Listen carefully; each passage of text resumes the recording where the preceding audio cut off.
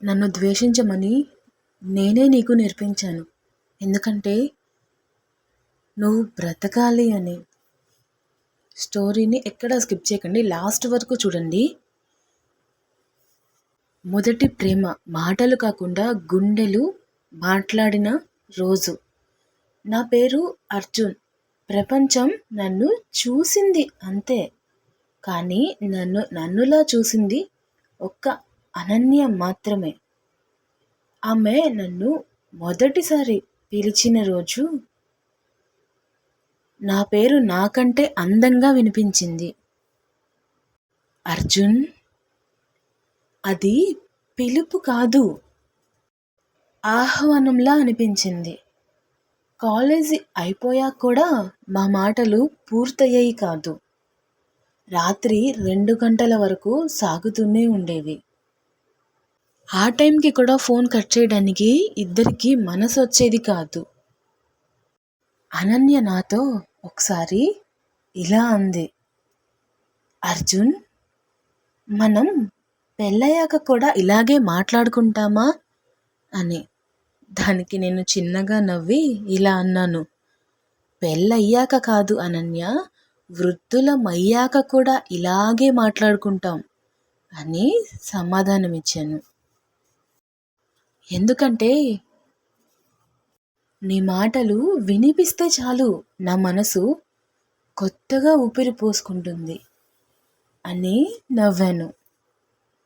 ఆమె మౌనంగా ఏడ్చింది. అప్పుడు అర్థం కాలేదు, ఆనందంతో వచ్చిన కన్నీళ్ళ లేక బాధతో వచ్చిన కన్నీళ్ళ అని. ఇక్కడ నాకు తెలియని ఇంకో కొత్త కథకు నాంది చుట్టుకుంది. అదేంటో స్టోరీ లాస్ట్ వరకు చూడండి. Cancer report. ఆమె ఒంటరిగా ఏడ్చిన రాత్రి. డాక్టర్ మాటలు అనన్యను అక్కడే చీల్చేశాయి. స్టేజ్ చాలా అడ్వాన్స్ అయింది అని చెప్పారు. బ్రతకడం ఇంకొన్ని రోజులు మాత్రమే అని తేల్చి చెప్పేశారు. ఆ మాటలు విన్న అనన్య హాస్పిటల్ బెంచ్ మీద తల వంచుకొని కూర్చుంది. అప్పుడు తన మనసులో మెదిలిన మొదటి వ్యక్తిని నేనే అయి ఉంటాను తనకి. అర్జున్ ఎలా తట్టుకుంటాడు డాక్టర్? అతనికి నేను లేకపోతే తను బ్రతకలేడు అని మనసులోనే బాధపడేది. ఆ రాత్రి ఆమె నాకు కాల్ చేసింది, కానీ మాట్లాడలేదు. ఫోన్ చేతిలో పెట్టుకొని గుండె పగిలేలా ఏడ్చింది. ఆ క్షణం తను ఎందుకు ఏడుస్తుందో అర్థం కాలేదు. ఎన్నిసార్లు అడిగినా ఏమీ లేదు, నేను బాగా మిస్ అవుతున్నాను అని చెప్పింది తప్ప తన ప్రాబ్లం గురించి చెప్పనే లేదు. ఫోన్ పెట్టేసిన తను, నన్ను ద్వేషిస్తేనే నువ్వు బ్రతుకుతావు అర్జున్, నన్ను ప్రేమిస్తే నాతోనే చనిపోతావు, అది నాకు ఇష్టం లేదు, నువ్వు నిండు నూరేళ్ళు బ్రతకాలి అని తన డైరీలో రాసుకుంది. తర్వాత రోజు నుంచి నాకు నరకంలా మారిపోతుంది. అనన్య మాటలు కత్తుల్లా నా గుండెను గాయపరుస్తూ వచ్చేవి. తను నన్ను బాధపెట్టడానికే అలాంటి మాటలు మాట్లాడిందని ఆ క్షణం నాకు అర్థం కాలేదు. నువ్వు చాలా ఓవర్ పొసెసివ్ అనేది, నాకు ఫ్రీడమ్ కావాలి అనేది, నువ్వంటే బోర్ కొట్టేసింది అనేది. ఒకరోజు నేను అరిచాను, అనన్య, నన్ను కొట్టు లేకపోతే నన్ను తిట్టు, కానీ ఇలా మారిపోకు, నువ్వు ఇలా ఉంటే నేను బ్రతకలేను అని ఆమె ముందు ఏడ్చేశాను. ఆమె కన్నీళ్లను మింగేసి ఇలా అంది, అయితే చచ్చిపో అర్జున్ అని. నాకు వచ్చిన నష్టమేం లేదు అనేసింది. ఆ మాట చెప్పిన క్షణంలోనే ఆమె గుండె ఆమెను క్షమించలేకపోయింది. తన కళ్ళల్లో నీళ్లను నేను స్పష్టంగా చూశాను. ఒకరోజు నా దగ్గరకు వచ్చింది. ఆమె చేతులు వణుకుతున్నాయి, కానీ గొంతు మాత్రం స్పష్టంగా ఉంది. ఏదో నాకు చెప్పాలి అని దృఢ సంకల్పంతో వచ్చినట్లు అనిపించింది. తను ఇలా చెప్పింది, ఇదే చివరిసారి మనం మాట్లాడుకోవడం అని తేల్చి చెప్పేసింది. నేను చేతులు జోడించి అన్నాను, నన్ను వదిలేయద్దు అనన్య. నీతోనే నేను. నువ్వు లేని నేను బ్రతకలేను. నువ్వు లేని నన్ను కూడా నేను ఊహించుకోలేను అని ఏడ్చేశాను. ఆమె ముఖం తిప్పుకొని ఇలా అంది, నీతో ఉండాలి అంటే నాకు శ్వాస ఆడటం లేదు అని గట్టిగా అరిచి చెప్పింది. ఆ క్షణం నా గుండె 1000 ముక్కలైనట్లు అనిపించింది. ఆమె వెళ్ళిపోయింది. వెనక్కి తిరిగి కూడా చూడలేదు. ఎందుకంటే తిరిగితే నా కళ్ళల్లో నీళ్లు చూసి తను ఎక్కడ కరిగిపోతుందో అని భ్రమపడినట్టుంది. పిచ్చిది.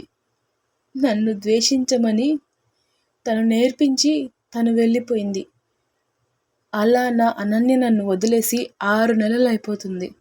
తను ఎక్కడున్నా బాగుండాలి అని తన కోసం తనని వదిలేసి ప్రాణం లేని మనిషిలా బ్రతకడం అలవాటు చేసుకుంటున్నాను. కొన్ని నెలల తర్వాత అనన్య వాళ్ళ చెల్లెలు శ్రావణి కనిపించింది. మీ అక్క ఎలా ఉంది అని అడిగాను. అక్క చనిపోయింది అర్జున్ అని చెప్పింది. అంతే, ఒక్కసారిగా నా ప్రపంచమంతా కూలిపోయినట్లు అనిపించింది. శ్రావణి జరిగిందంతా చెప్పింది. అక్క నీకోసం ఇలా చేసింది అర్జున్. తను లేకపోతే నువ్వు బ్రతకలేవని తనని తాను ఒక మోసకత్తెలాగా క్రియేట్ చేసుకొని వెళ్ళిపోయింది అర్జున్ అంటూ తన మనసులో ఉన్న బాధనంతా నా దగ్గర కక్కేసింది. అప్పుడే నాకు అర్థమైంది నేను ఎంత పెద్ద తప్పు చేశాను అని. నేను కేవలం నేను ప్రేమిస్తున్నాను అనుకున్నాను. తను నన్ను ద్వేషిస్తుంది అని భ్రమపడ్డాను. ఆమె నన్ను ప్రాణంలా ప్రేమించింది. నా కోసం ఇంత ఆలోచించింది అని అనుకోలేదు. నేనేమో ఆమెను నిందించాను. అనన్య సమాధి మట్టిని చేతిలోకి తీసుకొని ఇలా అన్నాను, నువ్వు మట్టిలో కలిసిపోయావు అనన్య. కానీ నేను పీల్చే ప్రతి శ్వాసలో నువ్వే ఉన్నావు. అది నీకెందుకు అర్థం కాలేదు?